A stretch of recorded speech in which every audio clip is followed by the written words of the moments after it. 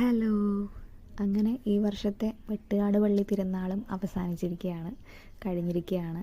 ഇപ്രാവശ്യത്തെ തിരുനാളിന് ഒത്തിരി സന്തോഷമുണ്ട് കേട്ടോ. ഞാൻ ഒത്തിരി എൻ്റെ പഴയകാല സുഹൃത്തുക്കളെയൊക്കെ കാണാൻ പറ്റിയിട്ടുണ്ട്.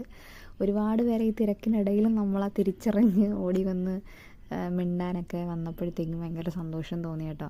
അപ്പോൾ ഇപ്രാവശ്യത്തെ തിരുനാളിന് നല്ല തിരക്കായിരുന്നു കേട്ടോ. നമ്മളിതിപ്പം കുറച്ചൊന്ന് തിരക്ക് കുറഞ്ഞിരിക്കുന്ന സമയത്ത് പോയതുകൊണ്ടാണ് എടുത്തത്. പിന്നെ അതിനുശേഷം പിന്നെ ഭയങ്കര തിരക്കായ സമയത്ത് ഞാൻ വീഡിയോസൊന്നും എടുത്തിട്ടില്ല.